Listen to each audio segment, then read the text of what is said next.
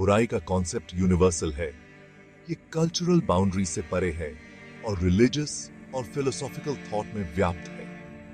लेकिन बुराई को डिफाइन क्या करता है? क्या ये एक इनहेरेंट फोर्स है, एक करप्टिंग इन्फ्लुएंस है, या simply the absence of good?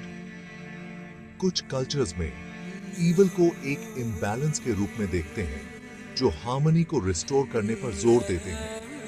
In variations के बावजूद एक कॉमन थ्रेड इमर्ज होता है। ईवल गुड के काउंटर पॉइंट के रूप में कार्य करता है। द डेविल, जैसा कि हम आज उसे जानते हैं, एक फिगर है जो सदियों से मिथ और फोकलोर में डूबा हुआ है। उसकी ओरिजिन्स कॉम्प्लेक्स हैं, जो एंशिएंट फियर्स, रिलीजियस बिलीफ्स और कल्चरल एक्सचेंज पर आधारित हैं। द डेविल का अपीयरेंस और एट्रीब्यूट्स इवॉल्व हुए, एक नॉन डिस्क्रिप्ट फिगर से एक टेरिफाइंग बीस्ट में ट्रांसफॉर्म हो गए। यह इमेजरी, लिटरेचर और आर्ट से हेविली इन्फ्लुएंस थी। पॉपुलर कल्चर में द डेविल की जगह को सॉलिडिफाई करती है।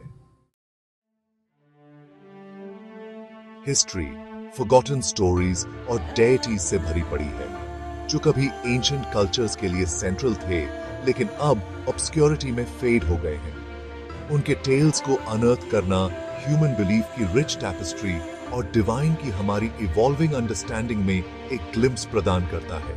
अन्यूबिस पर विचार करें, जो ममिफिकेशन और आफ्टर लाइफ के इजिप्शियन गॉड थे, जिनकी प्रोमिनेंस कम होती गई क्योंकि अन्य डेटीज ने प्रोमिनेंस हासिल कर ली। उनकी स्टोरी, जो हायरोग्लिफ्स और टूम पेंटिंग्स में एच्ड है, हमें बिलीफ सिस्टम्स की फ्लूइडिटी की याद दिलाती है। इन फॉरगॉटन डेटीज को एक्सप्लोर करने से हमें ह्यूमन रिलीजियस एक्सप्रेशन की डाइवर्सिटी की सराहना करने का मौका मिलता है। डिवाइन की हमारी अंडरस्टैंडिंग एक कॉन्स्टेंटली इवॉल्विंग नैरेटिव है, जो कल्चरल एक्सचेंज, हिस्टोरिकल इवेंट्स और मीनिंग की सर्च से शेप होती है।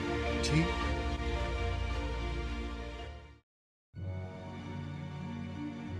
पैंथियंस अपने इंट्रिकेट हायरार्कीज और कॉम्प्लेक्स रिलेशनशिप्स के साथ एक ग्लिम्स प्रदान करते हैं कि कैसे एंशिएंट कल्चर्स कॉस्मोस को परसीव करते थे। उदाहरण के लिए, ग्रीक पैंथियन ने ज़्यूस को शीर्ष पर रखा, जो अपने अपने डोमेन्स के साथ डेटीज के एक डाइवर्स ग्रुप पर रूल करते थे। इस हायरार्की ने नेचुरल वर्ल्ड को समझने के लिए एक फ्रेमवर्क प्रोवाइड किया, क्रैशिंग वेव से लेकर चेंजिंग सीजन्स तक। इसी तरह नॉर्स पैंथियन ऑल फादर के रूप में ओडिन के साथ गॉड्स, जायंट्स और मॉन्स्टर्स की एक कॉम्प्लेक्स टैपेस्ट्री वीव करता है। ये हायरार्कीज, जबकि अक्सर कॉन्फ्लिक्ट से भरी होती थीं, यूनिवर्स को ऑर्डर और पर्पस की भावना प्रोवाइड करती थी। उन्होंने नेचुरल फिनोमेना और ह्यूमन एक्सपीरियंसेस के लिए एक्सप्लेनेशंस ऑफर किए, इस बिलीफ को रीइंफोर्स करते हुए कि केओस में भी एक अंडरलाइंग स्ट्रक्चर थी। Gods and devils powerful symbols हैं, जो यूनिवर्सल ह्यूमन एक्सपीरियंसेस, फियर्स और एस्पिरेशंस को एम्बॉडी करते हैं। उनकी सिंबॉलिक लैंग्वेज को डिकोड करने से हमें मिथोलॉजी में बुनी गई मीनिंग की रिच टैपेस्ट्री में डेल्व करने का मौका मिलता है। डव पीस और प्योरिटी के साथ एसोसिएट किया जाता है। क्रिश्चियनिटी में होली स्पिरिट के सिंबल के रूप में प्रोफाउंड सिग्निफिकेंस लेता है। सर्पेंट टेम्पटेशन और डिसीट के साथ एसोसिएट होता है। हीलिंग और ट्रांसफॉर्मेशन को भी रिप्रेजेंट कर सकता है। ये सिंबल्स कल्चरल बाउंड्रीज को ट्रांसेंड करते हैं। वे प्राइमल फियर्स और डिजायर्स में टैप करते हैं, एक लेंस ऑफर करते हैं जिसके माध्यम से हम खुद को और अपने आसपास की दुनिया को बेहतर ढंग से समझ सकते हैं। कल्चरल एक्सचेंज एक पावरफुल फोर्स है, जो न केवल सोसाइटीज बल्कि उनके बिलीफ सिस्टम्स को भी शेप करता है।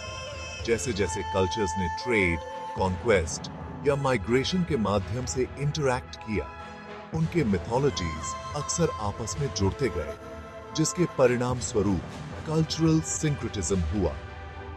एक स्ट्राइकिंग एग्जाम्पल रोमन और ग्रीक मिथोलॉजी का फ्यूजन है, जहां रोमन कॉन्करर्स ने ग्रीक गॉड्स एंड गॉडेसेस को अडॉप्ट और अडेप्ट किया। इस फ्यूजन के परिणाम स्वरूप डेटीज का एक यूनिक ब्लेंड सामने आया, प्रत्येक अपनी डाइवर्स ओरिजिन्स के निशान लिए हुए।